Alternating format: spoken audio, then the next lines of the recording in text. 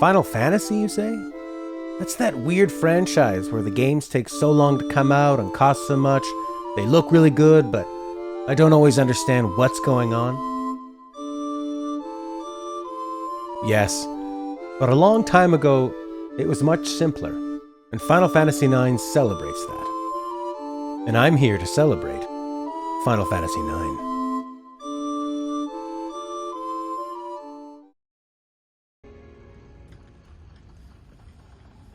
Final Fantasy IX, released in the year 2000, created and directed by Hironobu Sakaguchi, is an epic love letter send-off to himself and his legacy.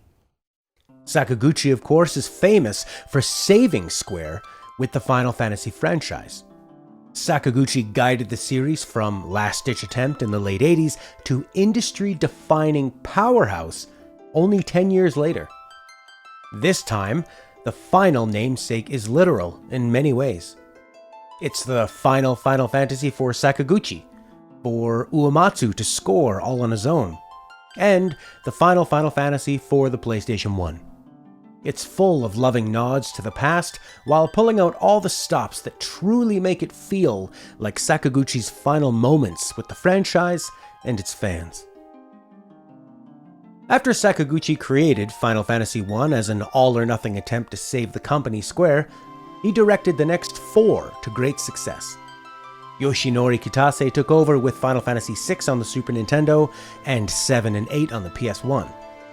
Kitase's more serious and ambitious tone was very successful, as 6 and 7 are still regarded by many fans as their all-time favorites and a pinnacle of the franchise. Final Fantasy VI maxed out what the Super Nintendo could do, still impressing with its cinematic and epic yet grounded flair. 7 used the CD-ROM of the PS1 to dominate the industry, becoming the best-selling PS1 game of all time, and luring in many new eyes to gaming and the JRPG format, as the CGI cutscenes were heavily marketed and truly impressive. 8 explored the serious side with more realistic-looking characters, especially if you know someone with a pixelated face. But fortunately for old-school Final Fantasy fans, before Square and Kitase took the franchise to the PS2 with voice acting,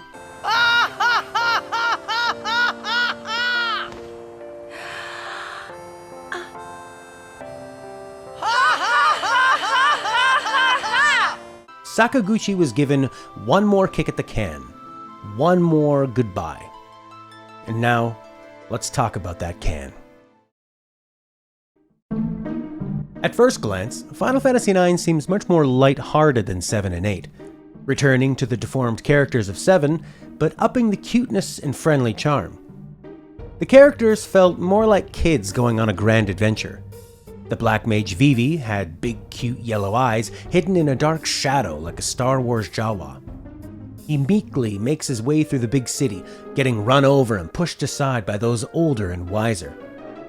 He's more naive to this world than the player is.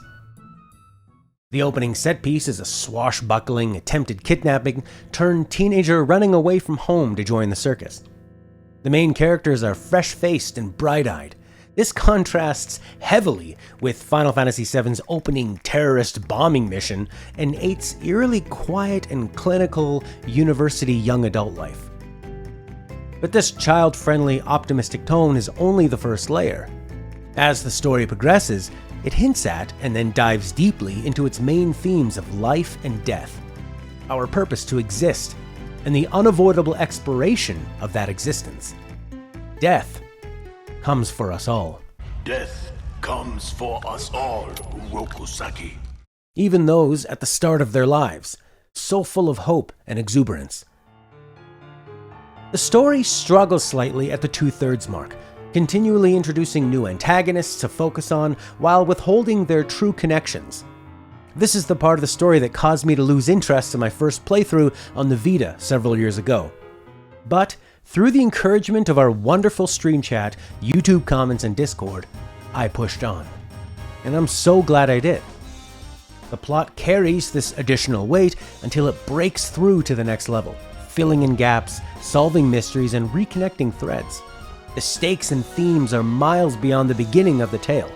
but it always feels earned and picks up a lot of steam as it hurtles toward the conclusion. By the ending battles, I was exhilarated throwing powerful spells and attacks back and forth with challenging and well-designed bosses, having to draw upon almost every piece of equipment and ability we'd gathered along the way. Speaking about that gameplay, combat, and equipment, Final Fantasy IX has characters learn skills by equipping weapons and equipment. Those skills are learned through AP points gained from battles, and the characters can have a limited amount of those abilities assigned at one time. These abilities could reduce, nullify, or even absorb elemental attacks, which is incredibly satisfying to see a powerful ice spell heal your character rather than wiping it out. While there's obviously a range of attack, magic, and defense power from the worst to best weapons, I found the elemental defenses much more useful when dealing with the endgame bosses. Though I did find it a tad tedious to constantly cycle the equipment and make sure every ability was learned, the menu system did a surprisingly good job of letting me cycle through the relevant information and assign what I needed. The same for buying new weapons and selling off duplicates. For a game from 2000, this was as unexpected as it was appreciated. Trance is this game's version of limit breaks, and they're quite fun to use, as they transform your character and provide unique abilities, but they don't come often enough and are impossible to predict. A trance phase, however, did save my ass at the very end for a heroic comeback, but I never felt it was connected to the combat like limit breaks were in Final Fantasy VII. The environments are beautifully done. I used the Maguri mod for the PC version, which uses AI to upscale the graphics. The results are stunning as they enhance the original visuals without losing the original intent. The official Square remaster of the game can only redo the character polygon models, leaving the beautiful pre-rendered backgrounds blurry and pixelated. It was truly a joy to see these backgrounds brought back to life as the stars of the show. The mod also lets you convert the combat to true turn-based, which I personally greatly prefer. It allows me to think about my actions and enjoy the strategy. A warning about the mod though, my game kept crashing after the final battles right before the final run of cutscenes. Mods are risky, especially when dealing with so many hours of progress. I ended up watching the ending scenes on YouTube, which was totally fine by me, though they didn't look as good as the mod. Perhaps save the Maguri mod for your second playthrough if you're worried about that. But I had no other issues and was constantly stunned by the restored visuals. Exploring each area was a joy. There's a nice variety with enough unique elements to separate from the countless JRPG towns we've seen before and since. The writing is full of flavor, and I found it to be the funniest Final Fantasy so far. A personal favorite line came from two city guards. The first guard gives the usual spiel to the player about what you can find in the towns and where. Although it's expected for NPCs in a JRPG to give out information, the second security guard remarks at how odd it is and suggests maybe the helpful guard just get a job as a tour guide instead. The overprotective and narrow-minded Knight Steiner provides a lot of comic relief as well, as he always fails to read the room in his quest to serve the princess while not understanding her true motives or desires whatsoever. The save system is cleverly handled by plenty of Moogles around the world that also let you bring letters to and from each Moogle, which fills in more of the story from their perspective, and it adds cohesion to what could have simply been a save icon.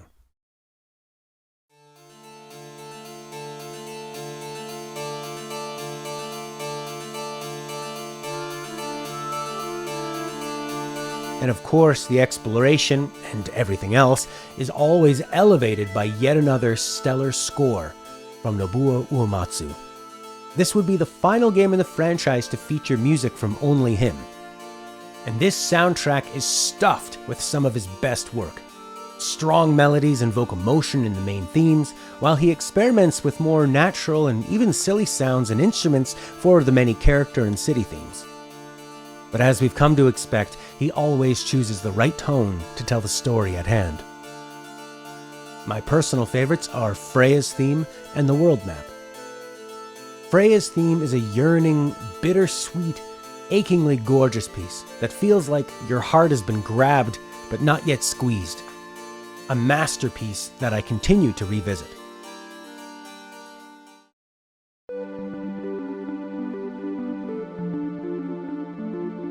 The world map theme opens with delicate beeps and boops, stretching out like new flowers in the spring.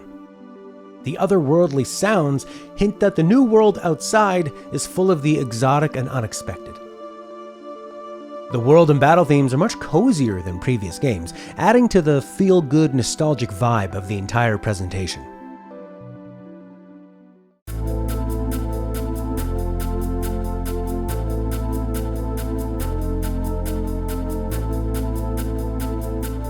If you haven't played it, I can easily recommend Final Fantasy IX to anyone who enjoys the classic JRPG formula. Sakaguchi and Uematsu stuff the game full of charm and discovery, and there's plenty to collect and max out for completionists. I highly recommend the Meguri mod, or at least a newer version that allows you to speed up time and skip battles to smooth out the experience. It's a wonderful time and a magnificent tribute and send-off to a pillar in gaming.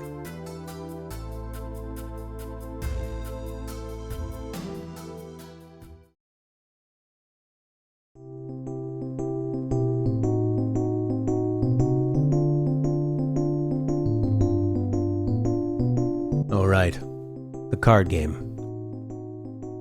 The cards could be a fun collectible, I guess, but the card game itself is too random to be good. There is a section where you must win a few rounds of a card tournament to progress, but I didn't find it all that difficult. Don't let it scare you off. Enjoy Final Fantasy IX.